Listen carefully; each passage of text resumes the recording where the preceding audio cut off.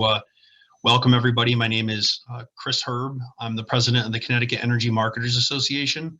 Our motor fuels members distribute gasoline and diesel fuel to over 1,000 locations in Connecticut. I'm joined by Diane Quinnell from the Energy Marketers Association of Rhode Island and Brian Moran of the New England Convenience Store Association out of Massachusetts. To sound the alarm about the devastation that the Transportation Climate Initiative will have on the availability of gasoline and diesel fuel in Connecticut, Massachusetts, and Rhode Island. After a thorough review of data from the Energy Information Administration and TCI's emissions reduction targets, there is no way to avoid significant fuel shortages in our states. To get an idea of what would happen if legislators approve TCI, we will see gas lines and fuel runouts similar to the ones that we saw in the southeastern United States last week due to a pipeline cybersecurity breach that caused panic among consumers. The difference with TCI is that we can avoid this nightmare in our states if policymakers reject it. It is unconscionable to think that lawmakers would vote for legislation that is specifically designed to limit the amount of fuel that can be sold to the public. But that is what proponents of TCI are asking legislatures to do. EIA data tells us clearly that stricter fuel economy standards in the future and a migration to electric vehicles will not keep up with TCI's planned reduction in the amount of fuel that we will need to ensure that every car and truck in our states will be able to fill up. Our members are responsible for making sure that the public has the ability to fill up their cars, and this program compromises our ability to do that. This nightmare scenario will become our reality in Connecticut and Rhode Island if our respective legislatures and the governor of Massachusetts do not heed our warning. Just like what we experienced during the pandemic when there was a run on hand sanitizer, disinfectant wipes and disinfectant spray, and toilet paper, fuel shortages caused by TCI will lead to fuel hoarding, panic buying, price spikes, and economic hardship throughout the economy. Unlike other fuel shortages that we have experienced in the past that were caused by weather events where circumstances were unavoidable, this one would be created by the government and would occur every quarter of every year for a decade and potentially beyond. TCI has no controls or other tools whatsoever to avoid this doomsday scenario. The only way to avoid supply disruptions is to reject legislation that would adopt this program. Instead of being the first 3 states to guinea pig this program, we should join the other 9 states and take a pass. We ask that legislators pause and take time to understand the ramifications that TCI will have on their constituents and businesses. We believe that once TCI is fully understood, policymakers will have no other choice but to reject it. I would now like to ask Diane from the Energy Marketers Association of Rhode Island to fill us in on the impact that TCI will have in her state.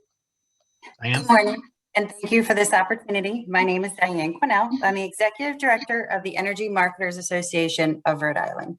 We represent local family-owned heating fuel retailers in the state of Rhode Island. I'm here today as an advocate for business and consumers. My organization has been a leader in the region as we transition from home heating oil to clean, renewable, locally produced bioheat. And while we embrace low emission fuels and emissions reduction goals set by the states, the Transportation Climate Initiative does not get us there in a way that makes sense. Limiting the number of gallons of fuel that can be sold will only leave businesses and consumers short of fuel they need to live. In my state, TCI would create a fuel shortage of 39 million gallons in the first year, rising to over 131 million gallons by 2032. Fuel shortages will ultimately result in price spikes, consumers finding whatever gasoline and diesel fuel is available. Many hurdles will be put in front of the consumer just for a simple fill-up. Have we learned anything from COVID shortages and the hoarding mentality? How will family-owned businesses make heating fuel delivery if there's not enough diesel fuel available? How will a service technician respond to a no heat call if there's not enough gasoline to fill up their van? And the vehicles that are able to attain fuel will do so at such high prices of supply and demand. Economics kick in, resulting in price spikes. Who pays for that cost?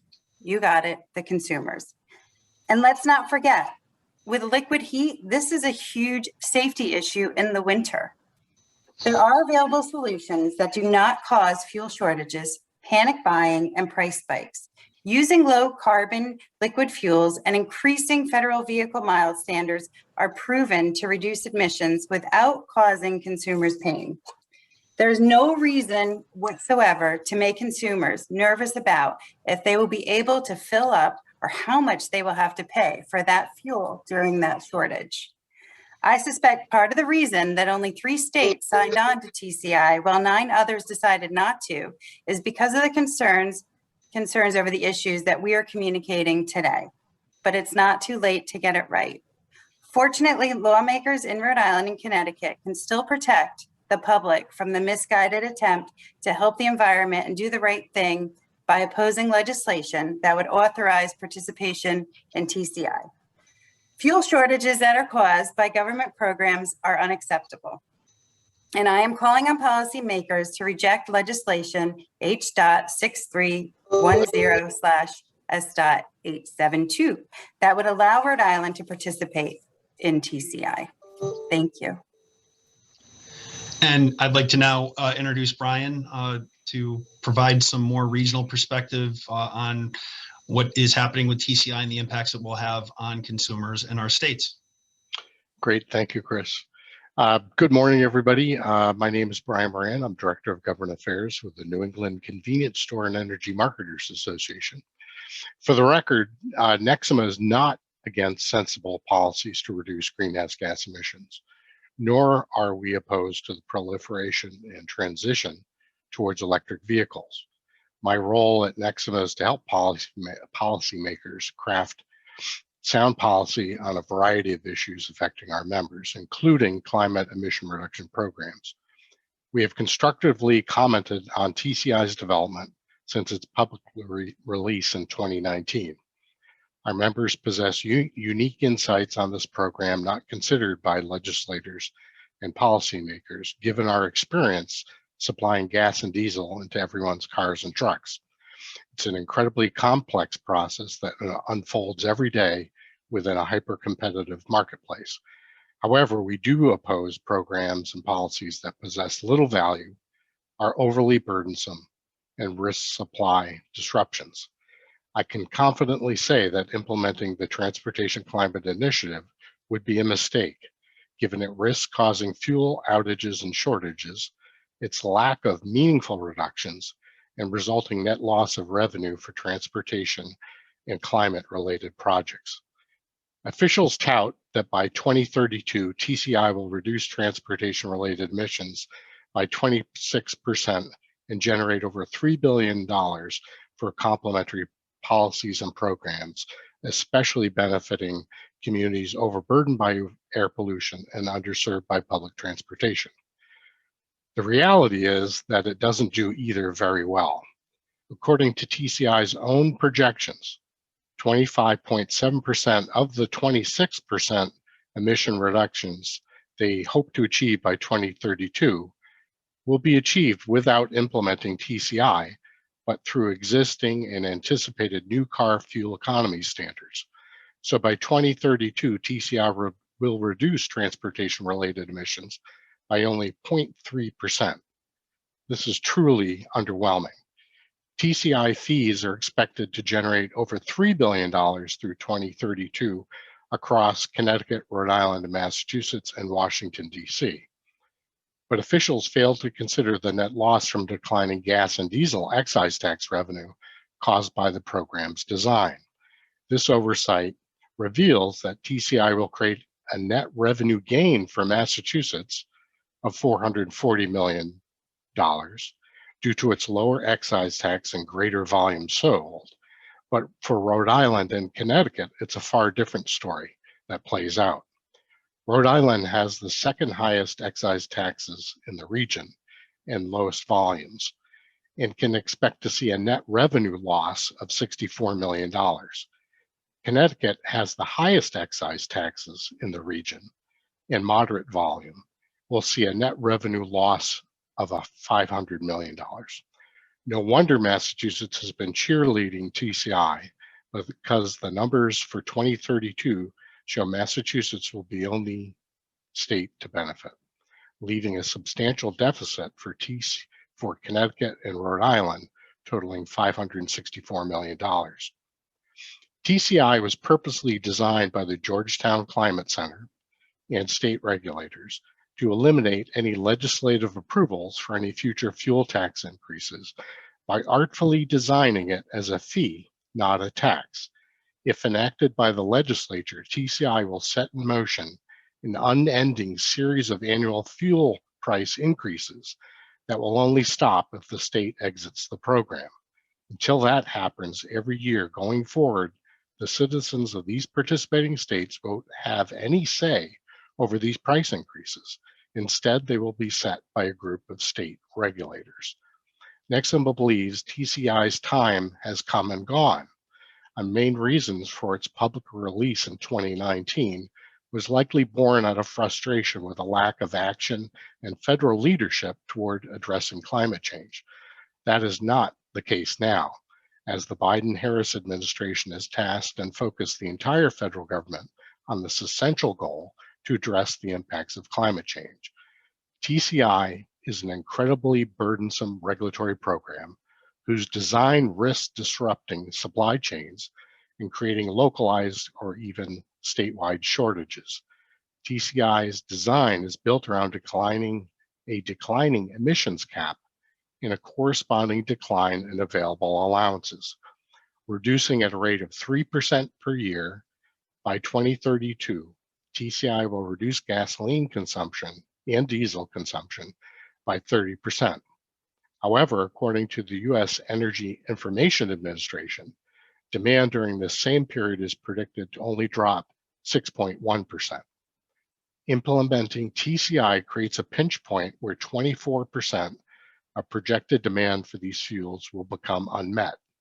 According to our calculations, this unmet demand will create related price spikes and shortages within the first 2 years of implementing TCI.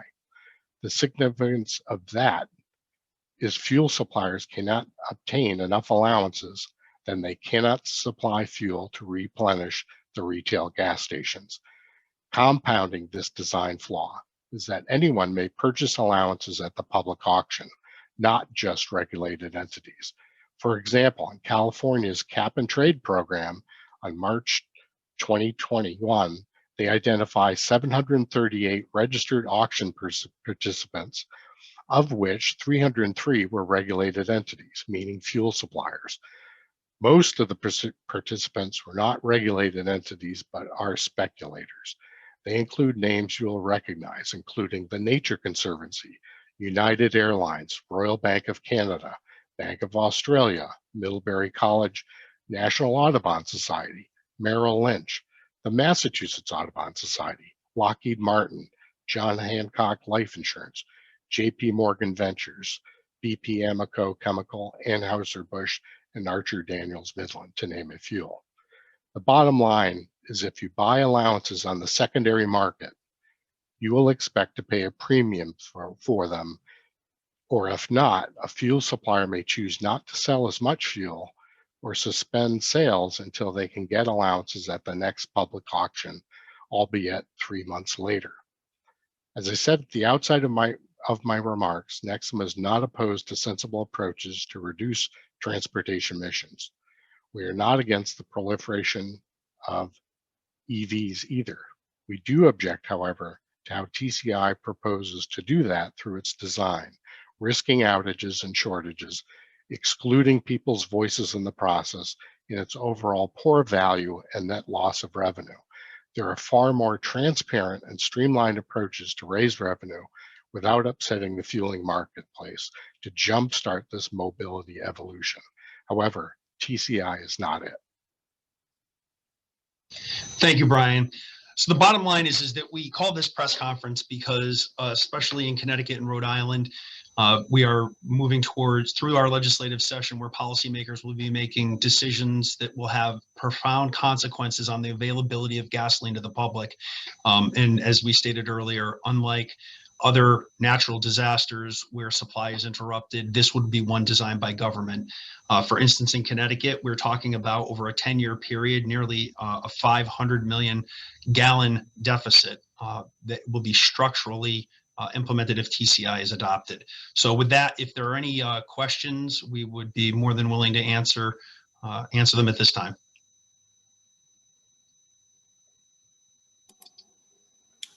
Hi, I'll ask one. My name's Sue Haig. I'm a reporter with the Associated Press in Connecticut. Can you guys explain like where things stand with the 3 states in terms of legislation? Sure, I'll take a crack at it, and I'll let Diane and Brian correct me if I misstate where their states are. So Massachusetts does not need legislative approval to adopt TCI. That Governor Baker has already started to take action to adopt the program, which is a very different position than Connecticut and Rhode Island. Rhode Island actually has a public hearing on legislation that would be required to adopt it today. Connecticut has already had a public hearing on the bill, which passed out of the Environment Committee last month. And now we believe, with only about a month remaining in the legislative session, that Connecticut will be considering whether or not to take action in the General Assembly. So that's sort of the overview. Brian or Diane, did I miss anything in your states? Nope. Today's the day, 3 o'clock public hearing. Great. Yep. And in all 3 states, would this pinch point, what you called, would it happen at the same time? No, it actually occurs at different times because of the volume of fuel that we have based on the EIA predictions on fuel efficiency and reduction in consumption in the out years. So they will hit at different times. For instance, Connecticut may not, it appears that Connecticut will start to see these fuel deficits, these shortages in year 3, where Rhode Island and Massachusetts will see them immediately.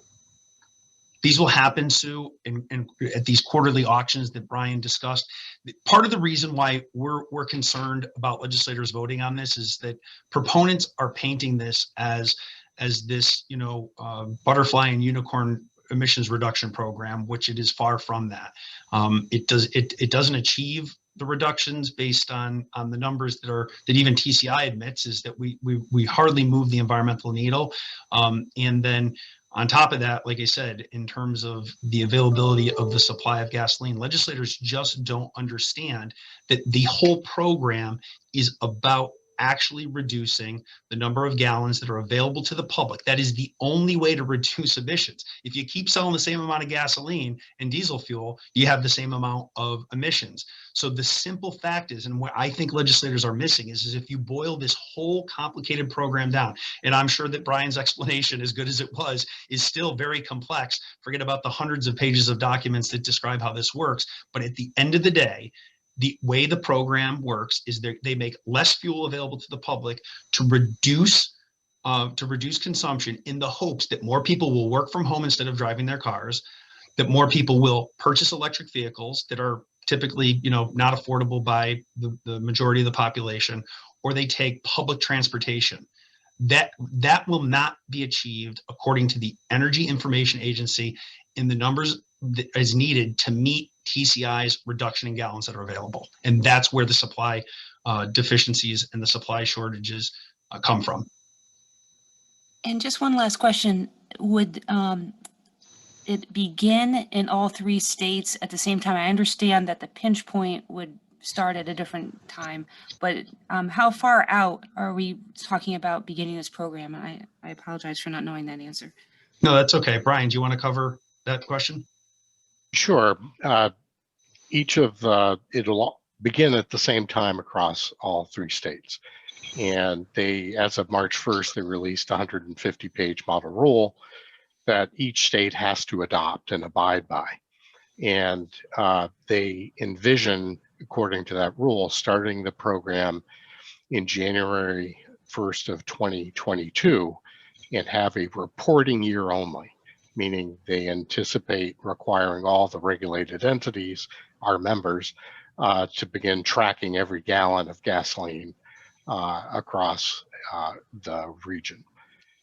Then in January 1st of 2023, they will begin implementing the program, holding auction allowances as well. And Sue, so you've heard Commissioner Dykes often talk about some cost control mechanisms. Those don't apply to the fuel shortages. To this point, much of the conversation that we have observed at the legislature has been centered around the tax piece or the fee, or, I know there's debate on what we're calling it, but at the end of the day, there is a piece of this that will actually assess a cents per gallon cost at the pump. And the cost mechanism that the commissioner has been talking about is in place, and it will have an effect on how high the tax will go during these auctions. It doesn't control the deficit. The program doesn't work if they continue to allow the same amount of fuel to be available to the public. Therefore, they have to reduce those gallons. So at the end of the day, again, there is no government control. There is no off-ramp unless they completely withdraw from the program. So that's why we're saying, don't adopt it. Don't make the mistake of causing public panic, of price spikes that will occur. They can't control free market economics. When there's no gas available at the pumps, prices will rise. It will be punishing to consumers. Great. Thanks a lot, everyone. Thanks, Sue. If there are any other questions, we'd be happy to answer them. If not,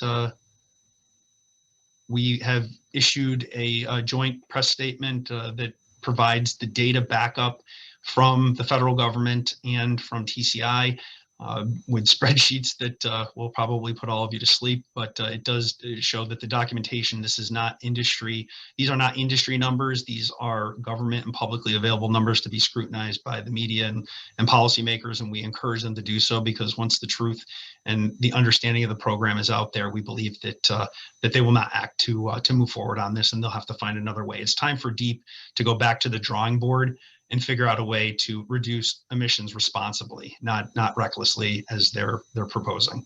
So unless there's any other questions, we appreciate you joining us today, and we wish you a good day. Thank you. Brian and Diane, thank you very much for joining us today.